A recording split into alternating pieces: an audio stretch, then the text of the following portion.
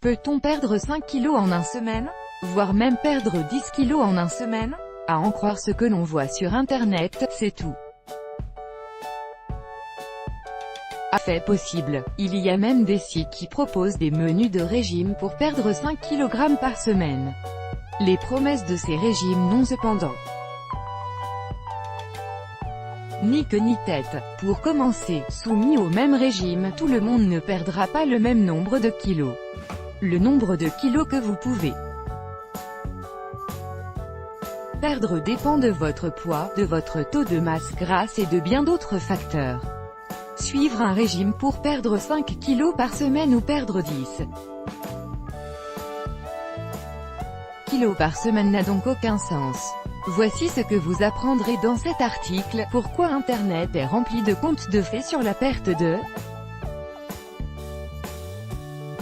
poids. De combien de kilos il est possible de maigrir en une semaine, sans promesse bidon. Pourquoi tous les régimes sont basés sur 4 composantes. Pourquoi vous n'avez pas besoin de faire du sport pour maigrir rapidement. 18 précieux conseils pour perdre du poids en une semaine. Ne croyez pas aux contes de fées. Si vous recherchez comment perdre du poids sur Google, vous tomberez sur des titres tels que « Perdez du ventre, de 3 à 6 kilos par semaine ».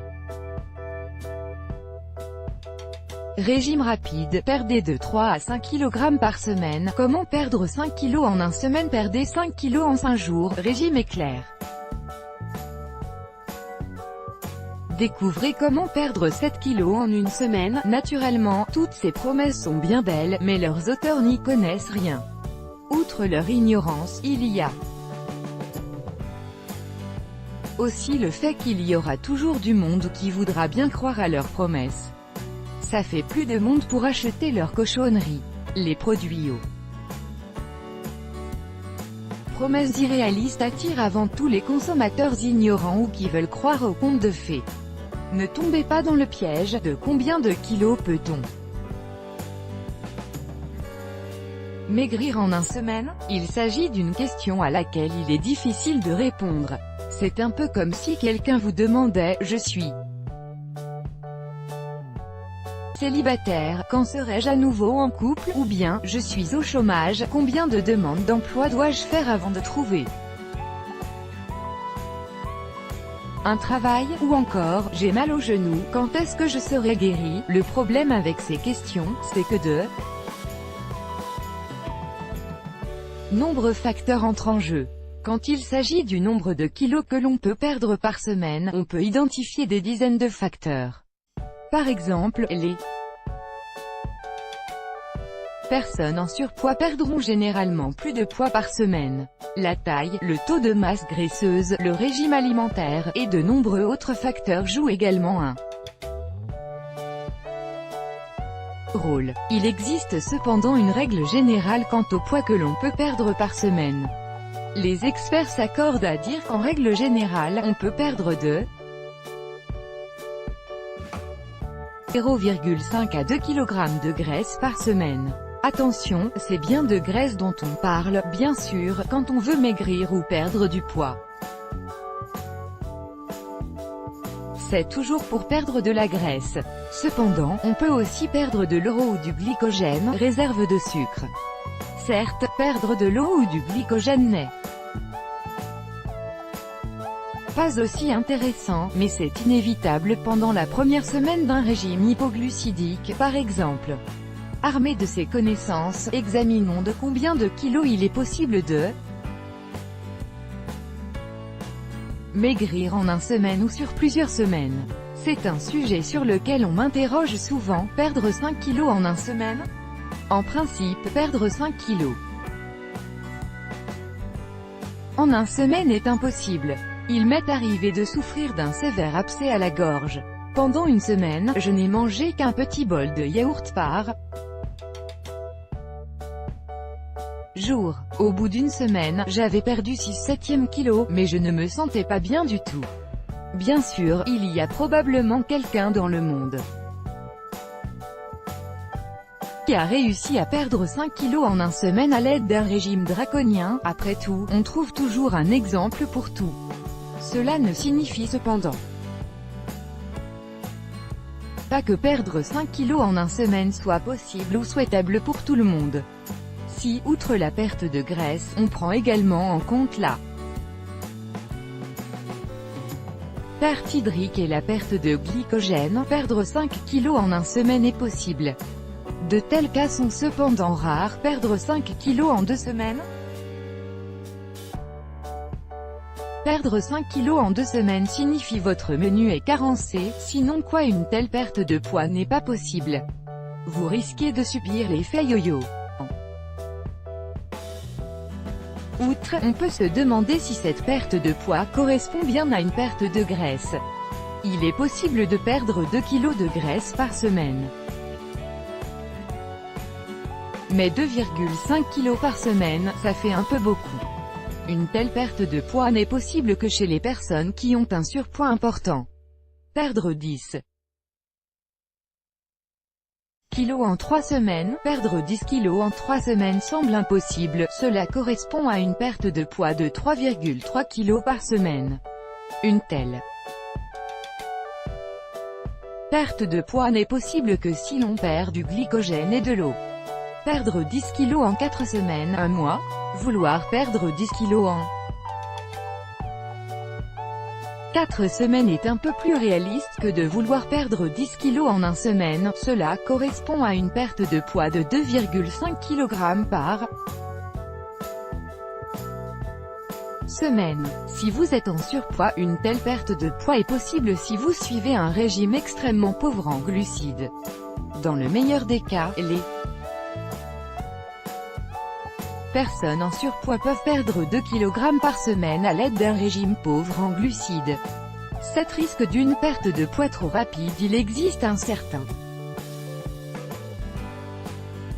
nombre de risques pour la santé associés à une perte de poids trop rapide. En voici 7. Perturbation du métabolisme importante, perte hydrique, dégradation du tissu musculaire. Troubles du sommeil, carence en nutriments, calcul biliaire, effet yo-yo. En outre, perdre du poids trop rapidement peut mener au danger suivant. Danger numéro 1, fatigue et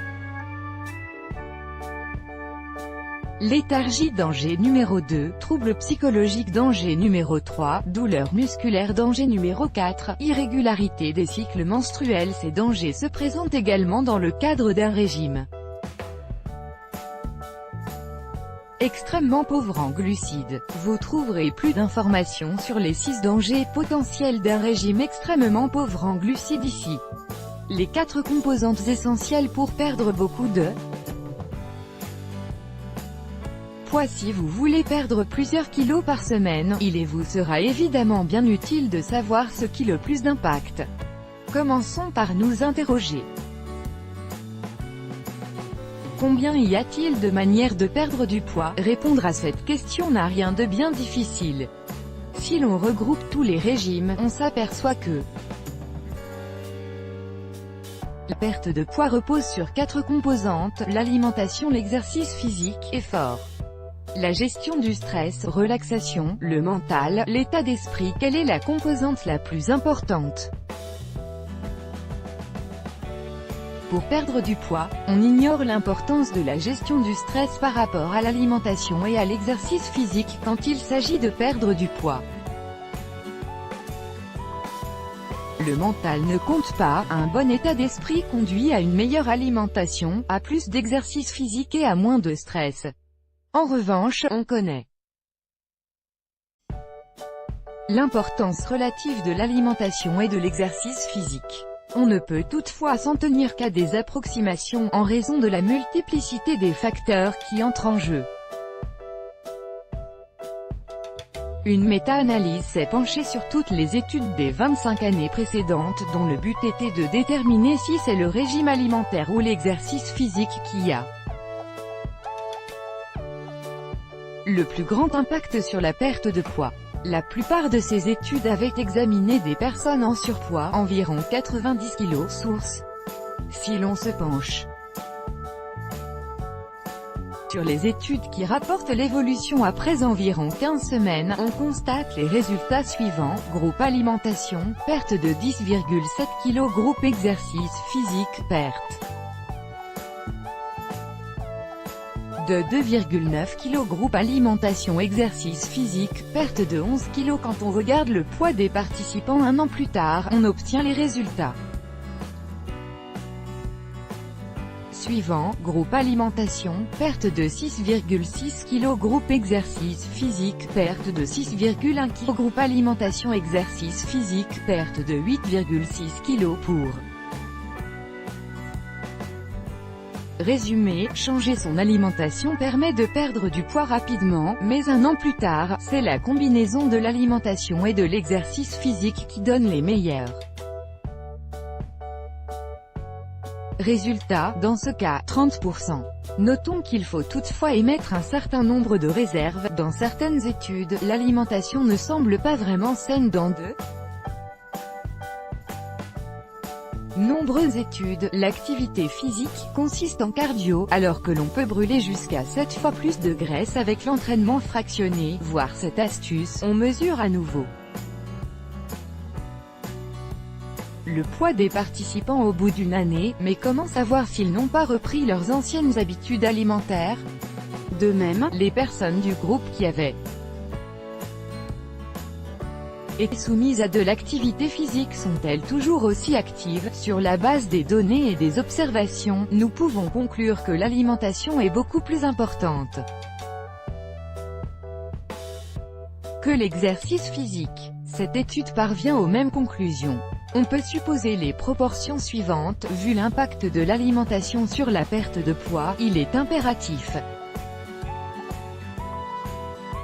que vous y prêtiez la plus grande attention si vous voulez perdre du poids. Ne vous bercez pas d'illusions, perdre 5 kg en une semaine n'a rien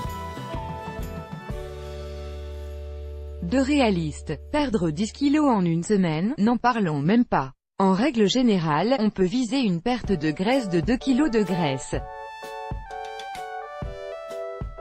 par semaine, pas plus. Voulez-vous avoir comment vous y prendre? Dans ce cas, lisez cet article. Bien sûr, la plupart des conseils concernent l'alimentation car, comme nous l'avons vu, c'est cette composante qui a le plus grand impact sur la perte de poids.